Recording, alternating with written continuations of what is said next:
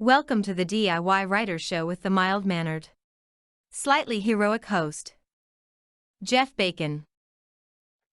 This is Jeff Bacon with a DIY Writer Podcast. Today we have somebody who does not know how many books she's actually published, but we know it's a bunch. If you look at her on Amazon or you look at her website, hmgoodenauthor.com, you will see a ton of books. So I can't even think of what I can do for an introduction that would do her justice. But the author I have with me is HM Gooden. Do you prefer Heather? Heather's fine. Heather's fine. All right, Heather, take it away. Tell us all about your books. Well, I started writing 5 years ago now, actually. My first book came out of the 2015 NaNoWriMo. I was at home with my third kid in 3 years, who is about 10 months old. And I think it was maybe 3 a.m. And it was, I think, one of those moments in life where you're like, what am I doing? Is this it for the rest of my life? I'm just going to not sleep and look after kids and work. And that was when it hit me that I've been saying my whole life that one day I'm going to write a book. And, you know, at 3 a.m. with a newborn, you feel like you're going to die. So I was like, I'm going to die without ever having written a book. And I decided to change that. So the first book I wrote the 50,000 words in November of 2015, finished it December 10th, and it was just over 60,000 words. And then over the next couple of years, I revised and revised and revised. I don't know how many times. And then along the way, that one book turned into a trilogy, which turned into a series, and then kind of just exploded from there. And I really haven't looked back. Just kind of took off, huh? Yeah. I forgot to adjust my screen, so I'm screwing around with stuff just so I can get your screen where I want it. All this technology. There we go. It makes things both easier and harder. Somewhat, yes. Unfortunately, I'm a technology guy, so I can't complain too much. All right. There, we're good. Anybody who's listening to the podcast, like, what in the hell is he talking about now? Well, you know, it's just one of those things. Anyway, so you're a fantasy author. And I see you've got witches and dragons and all the normal stuff. Yeah. I basically anything involving magic is fair game. I think probably the simplest way to describe what I write, sadly, again, this is coming back to having children, it's kind of like My Little Ponies. Everything's about friendship and magic. So it tends to be geared more YA, NA, but with more on the clean side. It's they're books that I want my mom, I know my mom reads them, so that's one of the motivators to keep it clean, because that's just not conversations you want to have with your parents. And my older two are 8 and 9, and they've actually started to read them as well. So I don't want my kids reading anything that I'll have to explain. Dragons are easy. Other things are less easy. Yeah. I write dark fantasy, so I've had my mom read them and she goes, oh, really? What'd I do wrong? But, you know. Yeah. Oh. Well, I mean, I have some books that do trend to a little more the dark side, but you know, that struggle between good and evil, I think you can write it in a way that it doesn't have a horrible ending. So, you know, I like the good guy to win at the end of the day, because the world is hard enough as it is. I'd like to add, yeah, maybe the story itself will be a bit of a struggle, but at the end, I want a happy ending because, you know, life is hard. So let's add a little bit more positive in. I was just kind of reading through your titles real quick, and you have The Raven and The Witch Hunter and you know, that series and everything else. And as I scroll down, all of a sudden, I Was a Teenage Vegetarian Zombie Detective. Yeah. Where did that come from? So I'm terrified of zombies. Like I can watch horror movies, but there's just something about zombie movies. I'm like, hard stop. I don't know if it's like this moral reprehension or like some sort of ethical issue. Like Blade's fine, vampires, like blood everywhere, no problem. Zombies, problem. I mean, I watched Zombieland and I laughed and then I had nightmares for a month. So, I mean, clearly I have an issue with the whole zombie concept. So you're not binge watching The Walking Dead? No, my husband just watched. I mean, Van Helsing was even a little bit too. I'm like, oh, those vampires are like zombies. Nope, I'm out. Oh, yeah.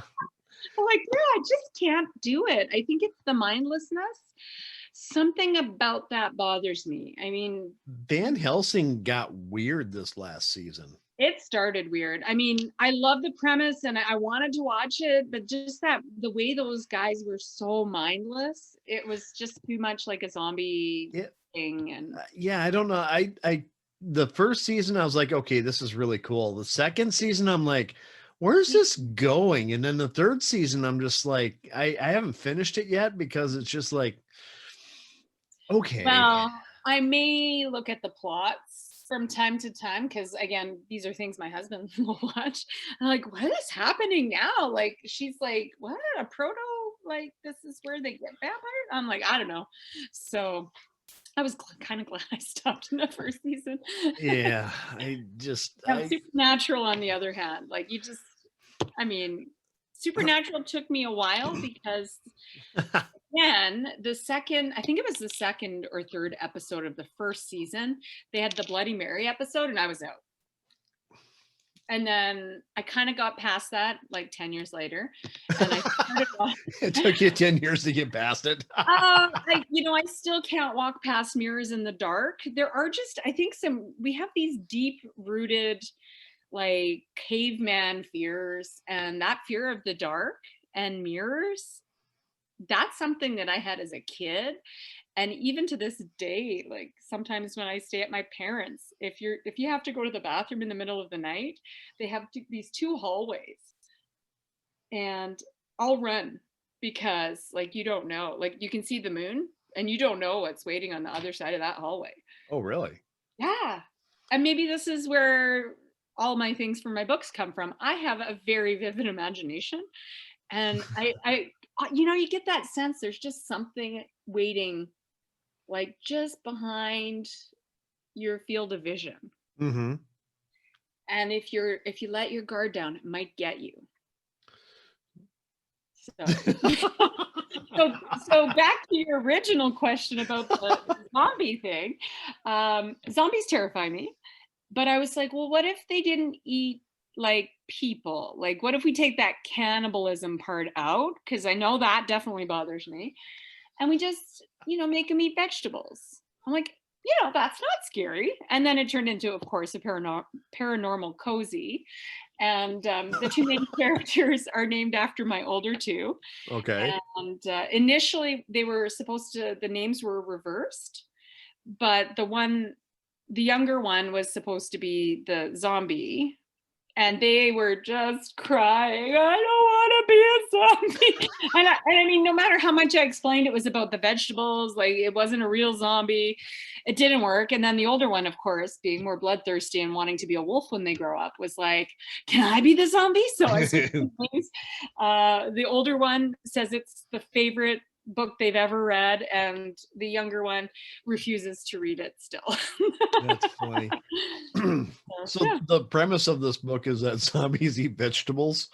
So the premise of the book is that she's a normal 16-year-old who has a mom who is a terrible cook, and right before Halloween, she comes home and she eats the spinach lasagna that her mom made. And when she wakes up in the morning, she's dead.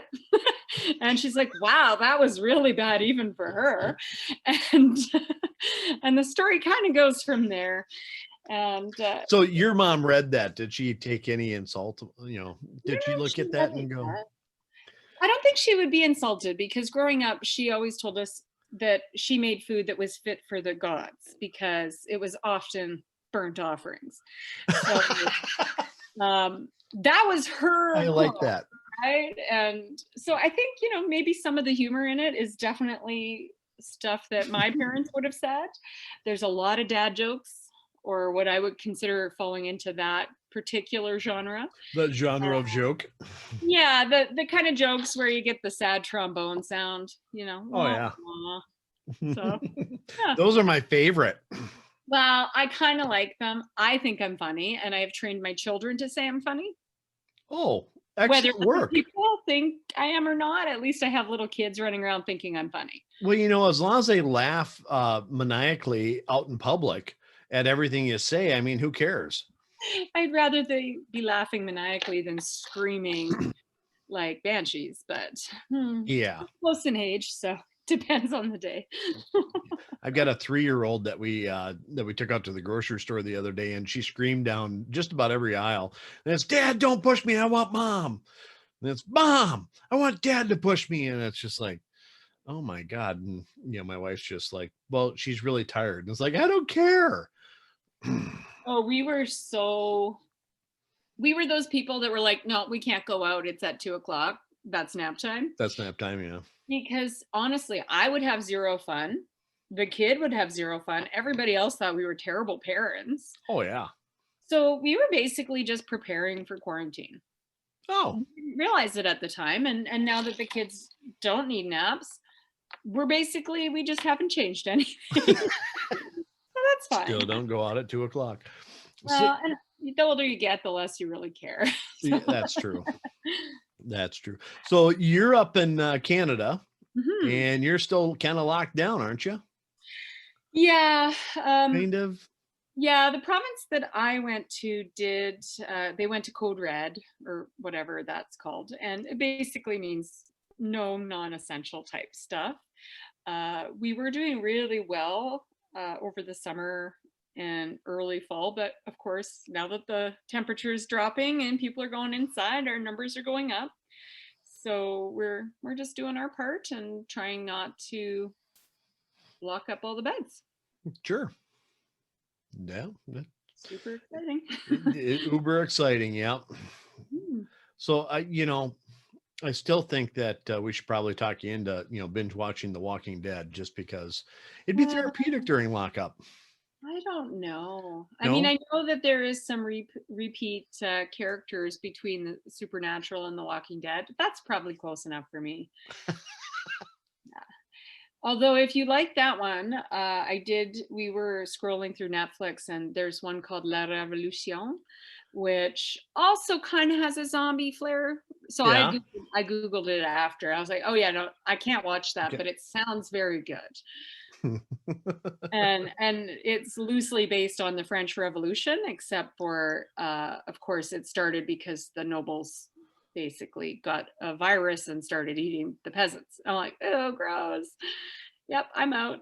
But it Yeah. looked very nicely done with like costumes and period piece kind of stuff. And, Who doesn't like a good peasant every now and then? I mean, it just. Yeah, I think I come from good, sturdy peasant stock, so I'm not okay with them eating my ancestors. Okay. Well, that's fair enough. That's fair enough. You know. So what do you got going on right now? I mean, you got to be right. I mean, obviously you got to be writing a book Well, somewhere. I've actually found it really hard to write this year. I've kind of picked up and started and stopped a few different projects, but it's been really challenging because of COVID and the quarantines, and I've been working full time, and then we just moved. So I've been mostly focusing on editing stuff that I've got already done that just needs to be cleaned up to be published. So there's 2 books that I am hoping to have ready to go in the next month or 2. One is a new book, which is a continuation of 2 novellas in a different series.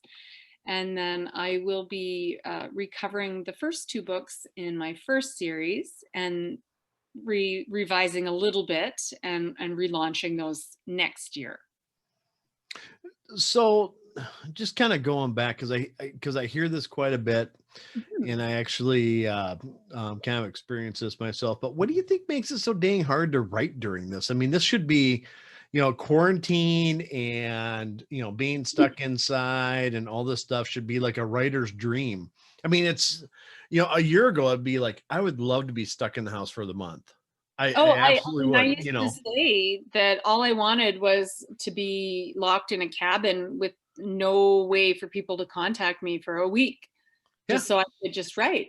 But I think the reason it's so hard, and we're seeing this everywhere, it isn't that we are staying home to do this. We are staying home because we have to.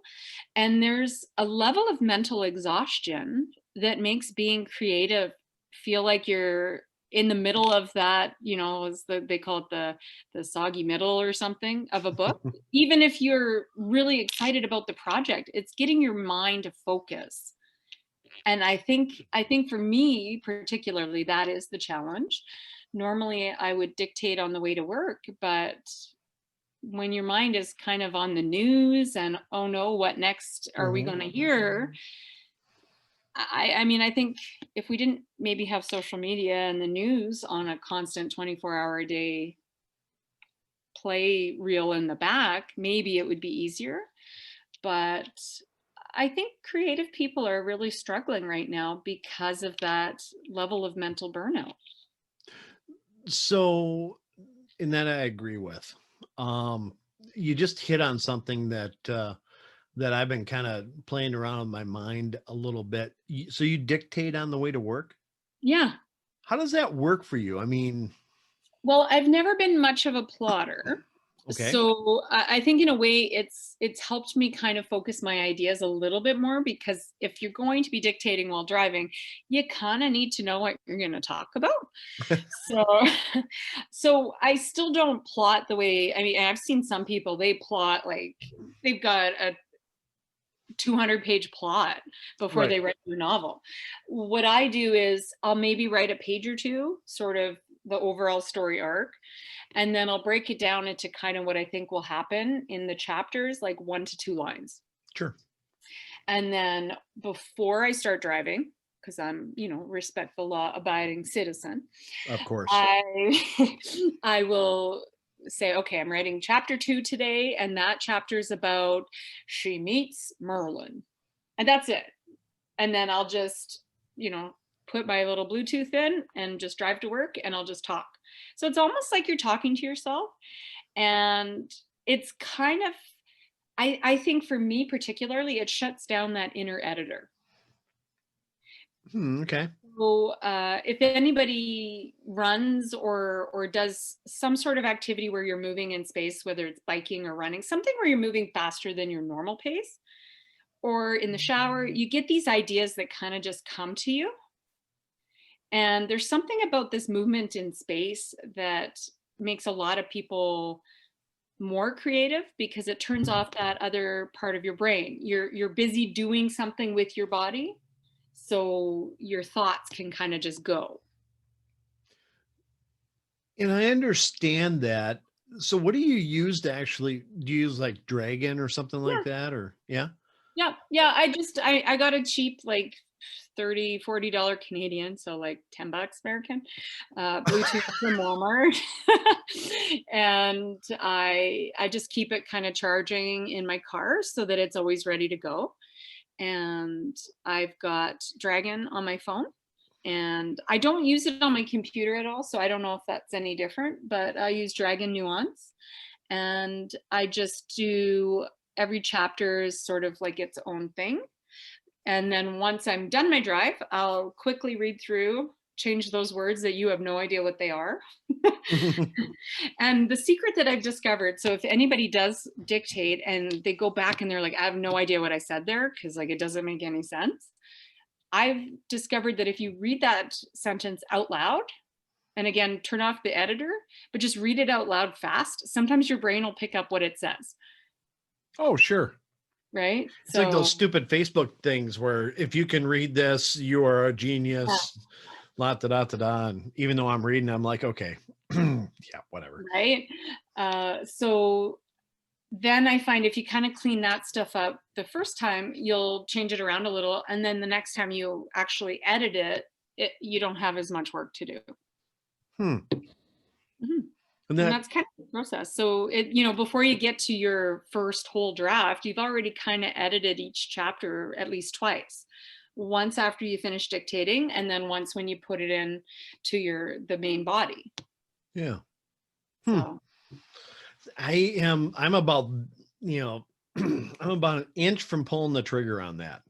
I yeah. really am. I just, I hear horror stories and then you read the reviews and authors like, I hate this because I can't type and da da da da da da da. And then other ones are like, it's the only way I get anything done, Well, I can honestly say I can write very well when I'm typing. I have an iPad mini that I would take out to like Starbucks or whatever, and I could do, a couple thousand words in an hour, Mm-hmm.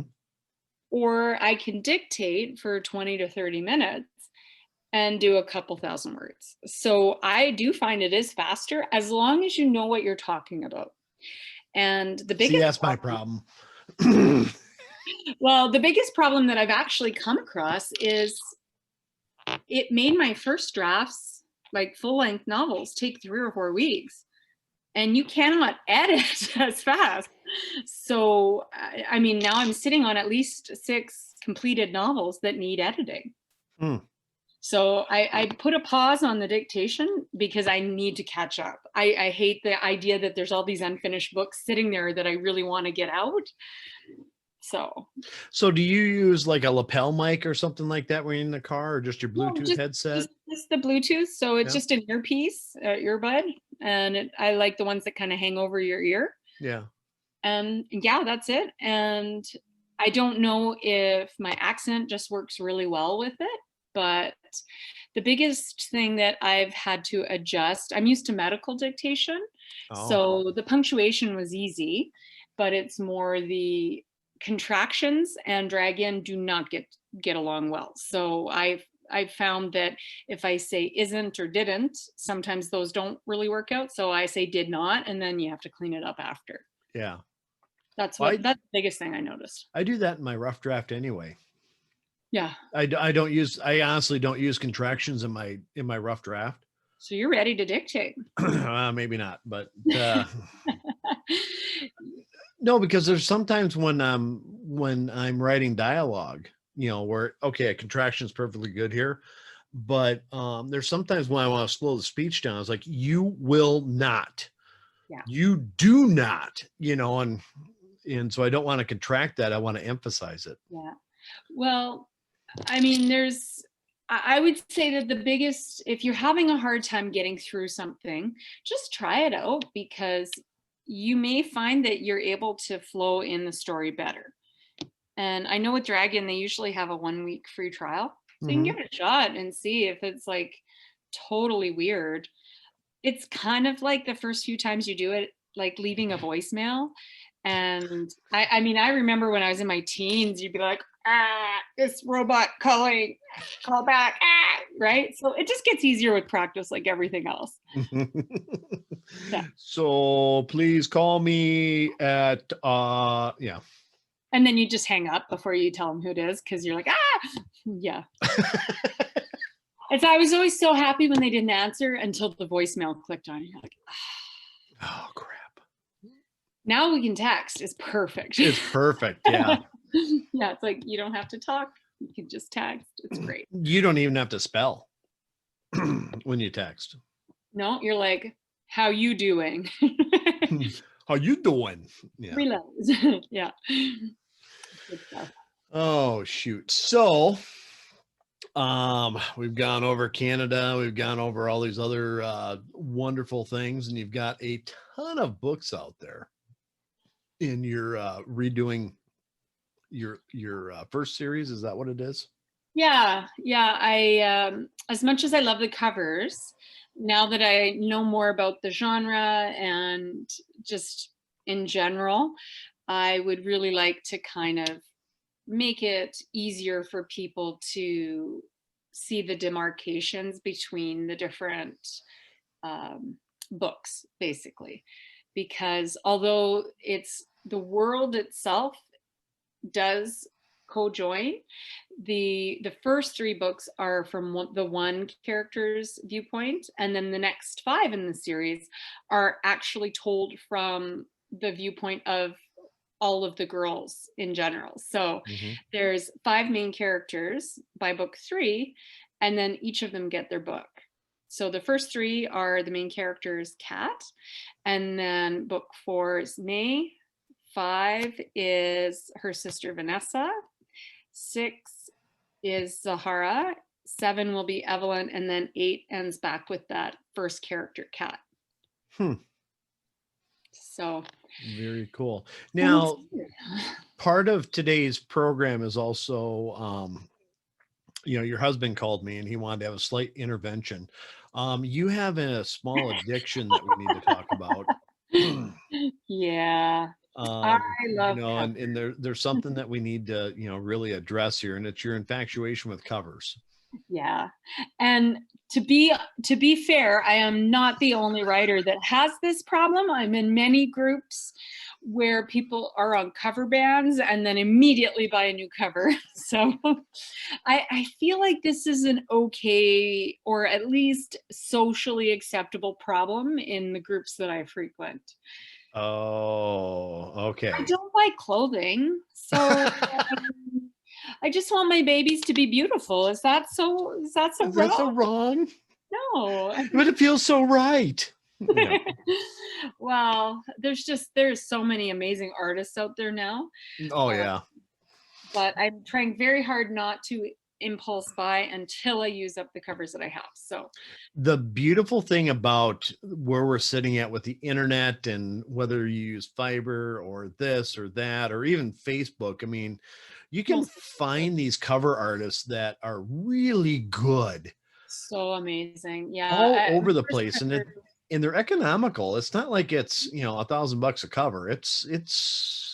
They range. Yeah. I mean, I've got a couple that are like $300 or $400 that are still waiting to be used. And for me, that's really like, I gotta get that. So, but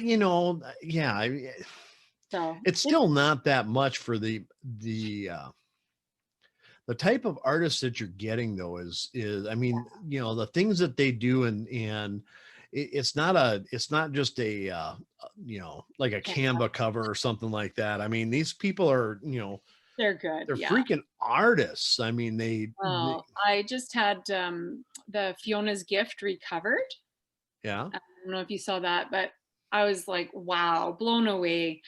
It's just so beautiful. And I don't know how they do this, because I definitely have no graphic artist skills. So I will leave that to them. I will write and they can make the beautiful covers. What amazes me is that I can give my cover designer not even a paragraph of description of what I want it to look like. And it's like, okay, He's got it. And first crack, it's like, here's a couple of minor changes, but there you go. Boom. My problem is I kind of like them all. and I mean, most of them I can legitimately say I do have a story for it, but I cannot write as fast as they can make covers. So that's the problem. Yeah. It's like less than a week and they have it banged out, and it's like, okay. Well, sometimes they do it in an hour, I'm sure. Yeah. And just like, wow. I think they just hold on to it for a couple of days to make us feel better. I think so. Because it takes us like so long to write the book that goes with it. And then here's this beautiful cover. And you're like, well, I'm happy and upset at the same time. Absolutely. Yeah. So as we were talking a little bit, a little bit before the show, you went wide. You're not in Kindle Unlimited. You're not, you're on Kobo and everything. And part of that is because you're in Canada. I'd really like you to explain that whole thing. I found that really interesting, but I wanted to, of course, we're recording while we're talking about that. Of course. So why did you go wide? I mean, go through that spiel again for me, because it's really good. Well, part of the reason that I went wide is, when you first start writing, most of the people that you know that kind of will be there to support you are going to be your friends and family. And being from Canada, that means that most of my audience would be Canadian. I had never heard of KU until I started publishing, and nobody I know has actually ever heard of it. So that was one factor. The other factor is, at least for me, what I found was I got my books in some of the local Calgary chapters, and they are linked up with Kobo. So I would have my books in the bookstore, and it would show up on their in store like book locator Sure. thing, but it wouldn't show you the cover. And I thought that was very strange. So I did KU for maybe a month or two, about 3 months in, just after I'd kind of found out about it, after my friends and family had kind of already supported me. And I didn't like that. And I just wanted anybody that wanted to be able to read me, I wanted them to be able to get me on whatever platform they get books from. And in Canada, that includes Kobo as quite a fair portion. Mm-hmm. So for me, being wide is just about being accessible and also being able to see my books in stores where I live. Well, what about marketing though? Isn't marketing a lot harder when you go wide versus, just a single location? I think at least from what I've been hearing from both wide and KU authors, a lot of what you're doing for marketing is going to apply regardless of if you're just on Amazon or if you're wide. If you don't do any marketing, it doesn't really matter. So if, even in KU, in order for your book to get seen, you need to run ads, you need to do marketing. Right. And I think it's just as hard to have your book rise to the top if you're narrow or wide, unless you're doing those extra things. So more and more, I have seen authors going from KU to wide because they're realizing that there is all of these other markets out there, and they don't want to limit their sales just to something they can't control. Like, Amazon is huge, but they do change the rules every 3 months or so. So even if you were doing a great job, now you have to kind of catch up and learn it again.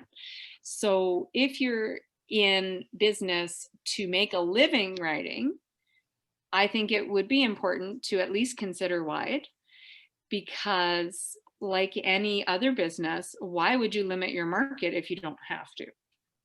You're always at the whim of that one market. And that's just business 101. it really is. The one thing that I see happening, I'm on KU. I'm just on Amazon right now, is that the cost to get advertising is going up. Yeah. And in order it almost feels like you have to hit a certain amount of monthly spend in order to get your ads to really be shown. Mm-hmm. And that's the one thing I'm not liking about Amazon. And I think that's why I'm seeing more authors branching out. Yeah. And so what I've seen, like, I'm in some other groups, and some of the authors that seem to be doing really well will maybe have one series in KU and then they'll put everything else wide, and they can still run ads, but there's going to be a lot more play, because yes, they'll get the KU readers, but if the KU readers really like what they're doing, they're still going to get it off Amazon, even if it's not in KU. But if they don't know who you are, then, it doesn't matter either way. Well, so what do you like to do for advertising since you're wide? What's your favorite platform, or is there anything that particularly, worked really well for you versus? So I have to be very honest. I'm horrible at getting around to doing ads. and I mean, my only excuse is I am just lazy, and I have a great job that pays the bills, so it has not been my top priority. Now, that being said, I do run Amazon ads at a very, very minimal amount Mhm. for my first book. That's it. And then when I have a new book coming out, I do the newsletter swaps. I will do the occasional Facebook ad. I'll put it on my newsletter on my website, and also do things like Free Booksy or Book Barbarian, those kind of things, because I Mhm. do find that you get a fair bit of um, like exposure. And I've actually, my first book has hit #1 every single time I've done that. Of course, it's in the free, but Mm. but you know, it looks really nice to have a #1 next to your name, even if it's not making you any money, Yeah, that's right? that's business 101. Number one is better than money. Well, and I don't read it as you're right. I Sorry. don't read it perma-free for the simple reason that depending on where your first book is, it actually may exclude you from certain markets if it's perma-free. Yeah, Uh, I've I, read that. I think that one is with Rakuten, but I could be wrong. And it's because they are actually carrying some books in Walmart through them, and Oh. they will not if book one is perma-free, Hmm. which I didn't know that. now I could have the market wrong. I don't know who it is that distributes to Walmart, but I thought it was Rakuten. I don't know actually. So I would have to double check on that one. But when I found that out, I was like, oh, so even if it's a 99 cent, I mean, that's still a good deal. And let's face it, free books are wonderful, but they probably have a very, I don't even know if you can calculate the read through rate for most people. Because if they're anything like me, you just take all the free books you can get, and whether you read Right. them or not, who knows?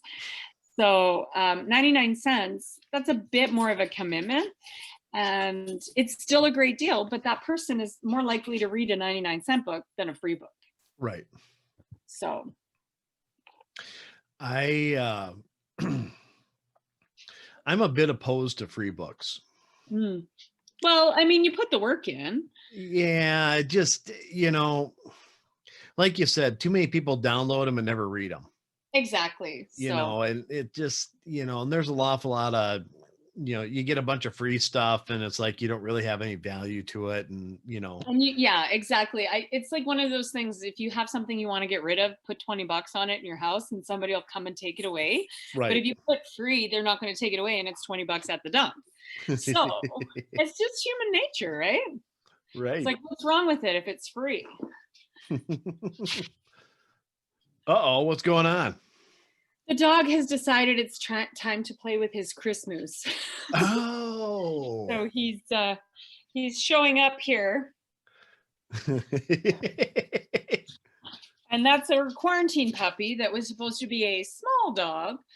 And I came home to this cute little ball of fluff in May, and I looked at him and I said, I thought you said you were getting a small dog. And my husband said, oh yeah, he's gonna be like medium tops, like 40 pounds. I'm like, no, he looks like he's shepherd. What's he mixed with? Husky. I'm like, oh, not Oh, a yeah. small dog. Those are incredibly small dogs. What's he, about 80? He's 75 pounds right 75 pounds? Yeah, now. And he's that's 8 just a months lap old. dog. Yeah, well, he thinks he's a lap dog. He does.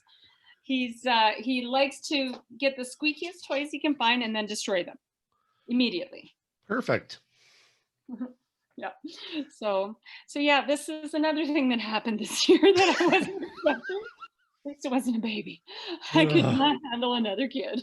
I love the ones I have, but I always tell people, you hit your number of children when you're like, oh, which one can we give back?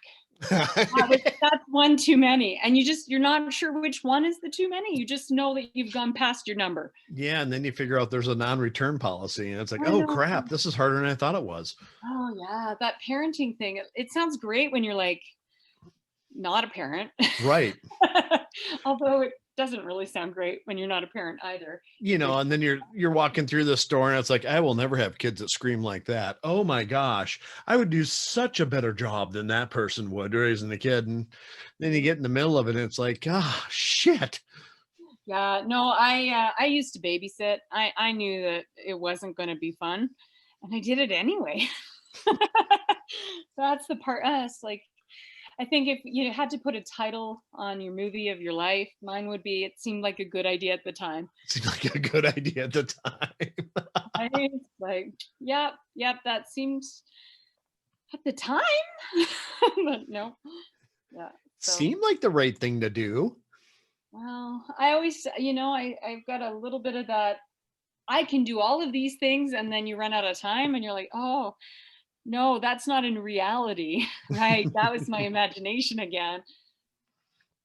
So, the one thing I want to kind of jump back to, just because I'm really interested in it, is your dictation. So do you find that, I mean, you said you produce more material with your dictation and everything, but is it easier just to, strap on the Bluetooth and just start doing it while you're running around the house? And I mean, See, I've never tried that because my house is extremely loud. So if you lived in a house that did not have 3 children fighting, I think a lot of people do it that way. I mean, JF Penn has talked about how she will do it, like doing her errands around the house. And I think Kevin Anderson, I think, was talking about how he'll do it when he goes for walks. I did try that once. There's way too much background noise. I drive a Prius, so it's pretty quiet. And if it's just me on the way to work, first of all, I'm, fresh. It's morning. I find that before things get kind of busy is the best time for me to create. And for me, it just checks all those boxes because the inner editor person, that's the critical thing, that person's driving the car, so it's quiet. It's quiet. And then the creative part of me can just go. So I think for me, and maybe for other people that find dictation really effective, that critical part of your brain needs to be busy doing something. Mm-hmm. And I think that's probably why I can write much faster dictating than sitting down, because when you sit down, you start writing, but then you kind of go back and you fix up a little bit here, a little bit there, and next thing you know, you haven't really written anything new. You've been editing. Yeah. You can't do that when you're dictating because you don't know what you've said until you get to the end of it. So yeah, sort of impossible. That sounds really good to an extent, and then the other one's like, oh my God, how would I ever clean that up, and so on and so forth. But like I said, I'm just about ready to try it, and it's just like, Well, that's probably where I would suggest, if you're planning on trying it, do it as a word sprint, like set 20 minutes max, and then that way you get to the end of your 20 minutes, whatever you've written, now you can go through it. If you edit it right after doing it, you usually know what you've said. Like it's not as hard. It's harder if you go back a week or 2 later and you're like, oh, I don't even know what this is about. But if you do it immediately after, first of all, you've probably written at least a couple pages. Even if it's a lot of ums or it'll be there. And then you can edit that stuff out and you'll be further ahead. And it does get a lot easier with practice. Might be trying that this afternoon. I don't know. Absolutely. I mean, I think it's one of those things a lot of people are scared to try. I'm not quite sure why, because if you can talk to somebody in front of you, you're basically just you're just telling a story. So you've got children, you've probably told stories at night. Only one or two. How many times have you totally changed the story to make it faster? Oh, like every night. Exactly. That's basically all you're doing. Just pretend you're making up a story for your kid. Maybe your 30-year-old kid, if it's really super scary. Well, the thing I find funny is that my 3-year-old loves to be read to. Mhm. And so she'll pick a couple of simple books, and then she'll pick, like, we have this Little Mermaid book that is a long form Little Mermaid book, and it's like 2 inches thick and not a lot of pictures. It is the Little Mermaid story. And she's like, read this to me, Dad. And I'm like, oh God. And so you don't read the words because like that would take forever. Well, we may grab 5 or 6 pages at a time and flip it over, and okay, now, and change things up a little bit. And yes, the story changes every time. She'll never understand the Little Mermaid until she actually can, read herself. That's so funny. And The Little Mermaid is one of those stories that when Disney made the cartoon, I couldn't watch it. I don't even think I was that old when it came out, but my first exposure to The Little Mermaid is like Hans Christian Andersen, and like she dies. And I was like, this is not a kid's story. What is going on? It's so sad. And then I watched it, after it'd been out for a few years. I'm like, oh, that's kind of a nicer take on it. Oh, yeah. Well, they do that a lot I'm with like, those, wow. and what's funny was, you read or you watch some of these movies with your kid and you're like, oh my God, that's not even close. Like Pocahontas, hello. That's Yeah, not what happened. That's not how that happened at all. not at all.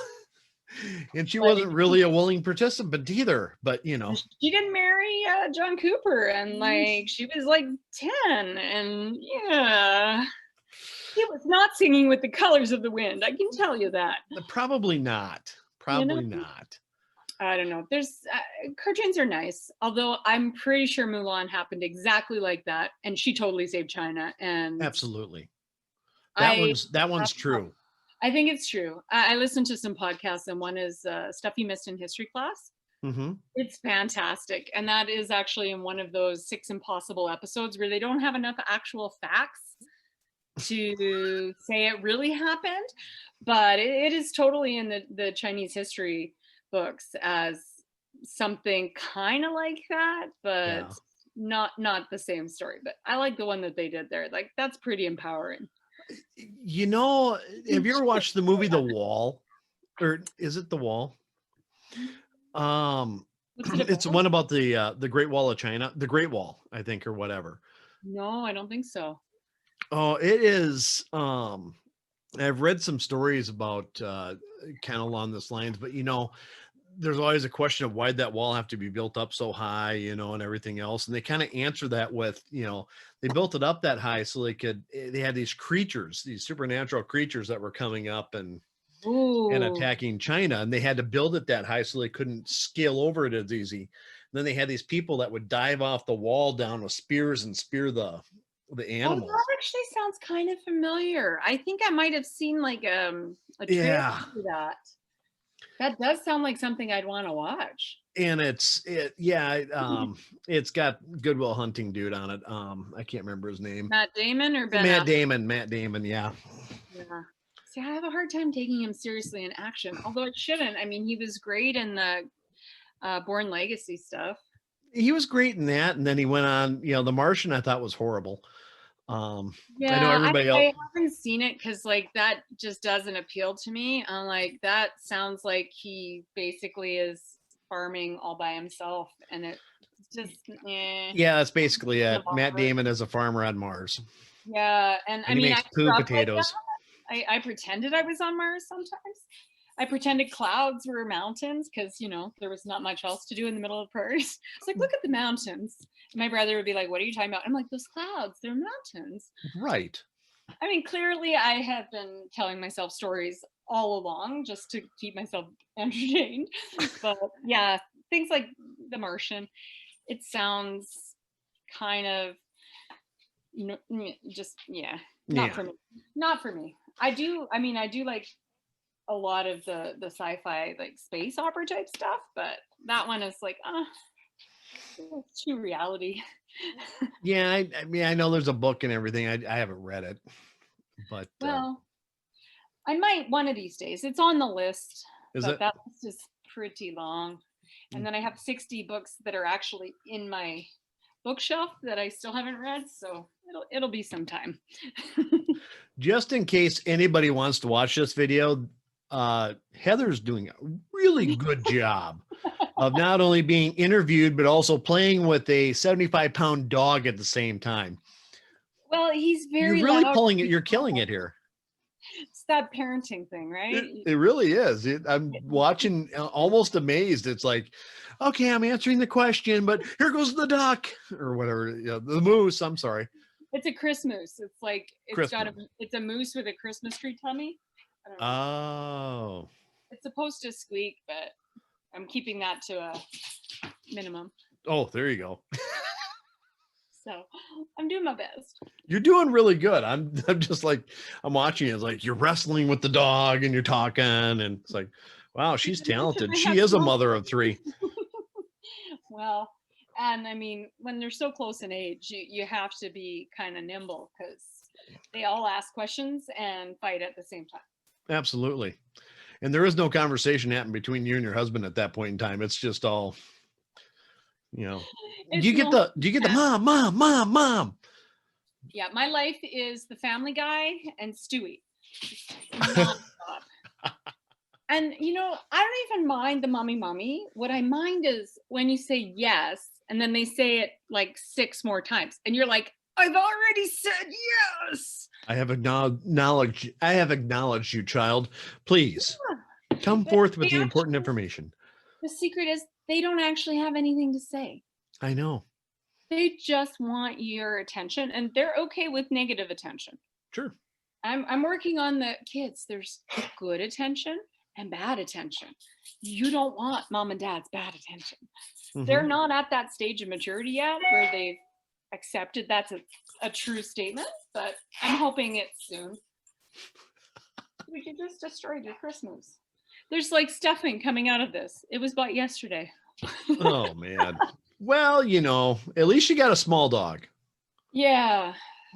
My husband's idea of a small dog and mine are 2 very different things. Yeah. I don't know if you can see. There's stuffing. Here's stuffing. Uh-oh. Yeah. That'll be another mess to clean up later. Oh yeah, our backyard before it snowed, it looked like a pillow fight had been waged with many, many people because there's just pieces of stuffing all over the place from the dog. Yeah. I'm sorry, this is just so funny. I could watch you play with your dog for hours. So you can borrow him anytime. Yeah, just bring him on down. I think I'm only about 14 hours away from you. Well, we can do that in a day, no problem. Oh yeah, no problem. No problem. We did it twice last week. It's all good. Oh yeah, that's right. You just moved. Yeah, that was so much fun. Every time I do it, I say this is the very last time. This time I think it is because I have now officially moved back to the same place I grew up. And I think once you do that, it's official. You're going to die there. You're going to die. I think that's how that works, right? Is if you it? go home after leaving, you're never leaving again. Oh. Except maybe a retirement community somewhere warm. But, with COVID, most people aren't doing that right now. No. Yeah, the snowbirds here are very sad. Their wings have all been clipped and they're like, what? I have to do January? I don't know. They can go down to the Mediterranean, can't they? Or the not Mediterranean, the like South America and stuff.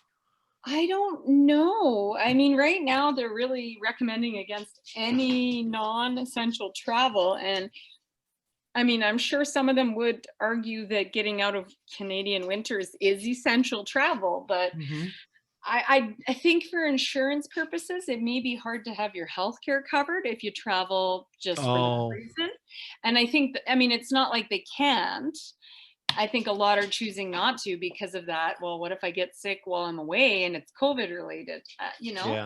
That's, ICU is not cheap.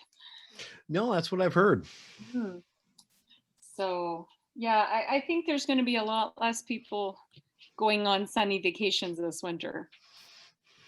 Yeah. I'm cheap. There's no way I'm traveling with all of the children. No. That's just not my idea of a good way to spend 10 grand. Well, the other thing is that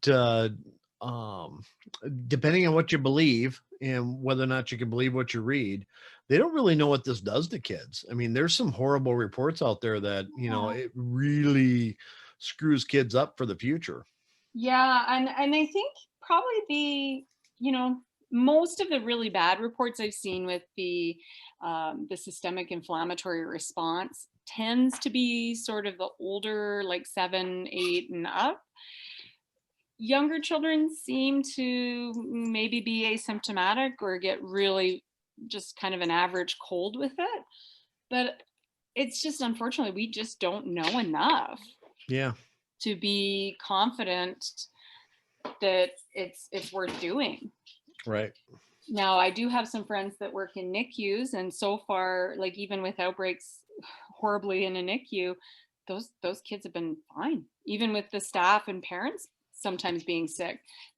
Those tiny wee little vulnerable babies don't even seem to really get it. So that's kind of a small blessing, I guess. Yeah. They got enough wrong right now, so it's nice that so Something's far we right. haven't seen that. Yeah. Yeah. But definitely we are seeing a lot of young and otherwise healthy people.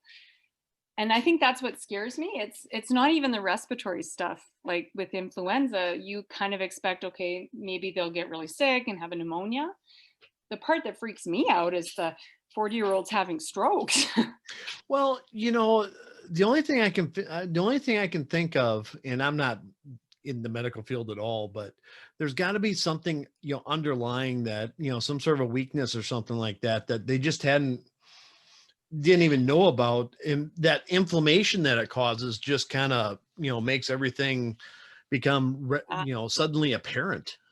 Well, and I mean, the best that I can kind of summarize from what I've read is, to me, it almost like a lupus kind of reaction where your immune system is just jacked up, and then you get these, you know, you just get these inflammatory cascades happening, and then you get the blood clots. And I mean, I don't know if you've heard of COVID toes. Yes. But that's basically vasculitis. And I think that's why most of the medical people I know are so worried about it for younger people. That stuff does have really bad long-term consequences. Yeah.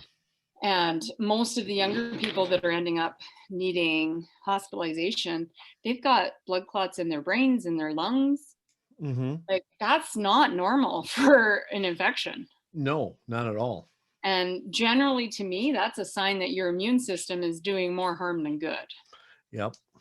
So I think once they get that stuff figured out, hopefully life will go back to normal. I'm really hopeful that some of these vaccines will come through, but maybe I'm just a cynic after being in the field for so long. I don't think that's happening for at least a year, even though they're talking about rushing it. I don't see it happening before next October. Exactly. You know? I think they have a lot of high hopes for things, and I think they Oh, have some absolutely. studies of things that, you know, may slow it down or may be somewhat of a cure, but an actual vaccine for it, I think we're a ways off. And you know, I hate to be a Debbie Downer on that, but No, I think, you know, part of the problem is if people don't maintain serologic response after being sick with this, that's pretty hard to get a vaccine that's going to be long-term effective. right. I think the best case that we can hope for is kind of like with the annual flu shot. Yep. We might need to do it every year. And you know what? I'm totally cool with that if it means that we can open up and kind of go back to living our lives. If it fixes it. The other thing is if they go a little bit off the reservation and create a vaccine that causes zombies, then we're Well, all that's the screwed. problem. Yeah, because I don't like zombies. Right. And that's going to be a real problem for you. Yeah, I mean, good thing is I did learn how to use a gun when I was an air cadet, and I can build a lean-to and catch squirrels. So I'm ready. You're ready. My entire life has been to plan for that worst case scenario, but write about the best case where You I just have won't be able to magic. sleep. Oh, I haven't slept since having children, so So you're really a prepper. I'm ready. Well, like, you know, kind of yes and no. Like I have the skills, and I have really all you need if you get lost is a knife, some string, and a lighter. I like flint and steel because they're not water dependent, but Right. other than that, you don't need a lot. No. If you're a true prepper, you only need those 3 things because you can Right. do anything if you got a knife and flint and steel. Uh-huh. String is helpful, you know. I did air crew survival when I was 12, so again, that probably affected some of that, but Yeah. it was fun. Kids like learning stuff, right? Right, right. And survival skills are right up there. Well, and you learn that, wow, hot dogs taste amazing when you haven't had anything to eat for a week. Absolutely. Military ration packs, not so good, but you Not know, again, if that's all you have to eat, they're not bad. the old MRE, those are delicious-ish. Although after I did air crew, a couple of years later, I heard that they removed the ham jambon. We called it that because that was English and French. And apparently caused cancer. I'm like, oh, that was the tasty one that we had. That was the taste. Oh, That was the good one everybody wanted. right? I was like, causes cancer. Oh, just in other people, it's fine. No. Yeah. All righty. And kind of the end of the show here. So anything you want to tell your readers? What can they expect? What do you want? What do you want to leave on? Oh, well, I definitely have Your poodle a lot. or what? It's Gus. Gus. Gus. Well, he was tiny like the mouse from Cinderella when he came home, but now he has a big name. We call him Augustus Gustavius. But, Gustavius. Okay. yeah, I made it fancy, but it's just Gus. So I've got hopefully quite a few books coming out next year. I'm going to be making pretty new covers for my first 2 so that I can indulge my love of covers a little bit. And yeah, I think 2021 will be a much better year. What's this? You know, if you have one bad year, the next one's good. It's, you know, Sure. it's the law of averages, right? Absolutely. 2020 has been kind of miserable. So next year, I am going to say it will be better simply because I would prefer to look at life on the bright side of the street. And we are going with that. Awesome. Yeah. Well, I look forward to seeing what you do in 2021. Well, I am sure that we'll talk again. Yeah, and if you need any more advice on dictation, it definitely is something that I think can be used quite effectively if you can just keep on working at it. Well, you know, I've got these, you know, my day job's kind of an IT guy kind of guy. And so I've got these half-hour, 45-minute trips that I make that are just wasted. And it's like, you know, and that's where I'm kind of thinking, okay, hook up and just do it. Absolutely. Well, when I was doing my the co-writing series, I mean, I had these deadlines and I did 3 books in 3 months. Yeah. And that was actually using a plot. I found that was harder because I wasn't allowed to go off. But at the same time, there is no other way that I would have been able to stick to that with my day job. I mean, I'm working 40 to 60-hour weeks. Right. So you have to be effective with your time. And if you have 30-minute trips, again, just give yourself a sentence prompt and just talk. Pretend that you're telling your kid a story. Right? I'm going to do it. You can do it. You convinced me. Perfect. I can do it. You can do anything. Woohoo! No, I can't, but nice try. You can pretend. And in fiction, you can do anything. Right. Or you can pretend you did it. Imposter syndrome. Absolutely. I mean, I gave my main character the ability to heal pretty much anything. That's not at all wish fulfillment, right? It's not a stretch at all. No. So. All righty. With that, I want to say thank you very much, Heather. I appreciate all your time you've given me. I also appreciate the tug of war you've been, participating in during the thing. Well, one more shot of the dog. The floor. Oh yeah.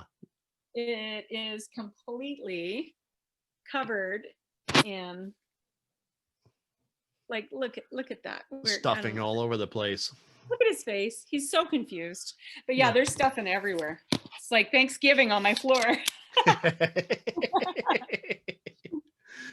Cool beans. Well, with that, I'm going to say thank you very much for listening to the program. And if you would subscribe to my YouTube channel and follow me on my podcasts. This is Jeff Bacon with the DIY Writer podcast saying have a great day and keep your chin up. Bye-bye.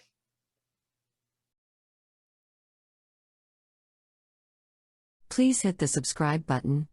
I get a bonus for every subscriber and I only need 1,506 more to become a full-time paid employee. Help me please.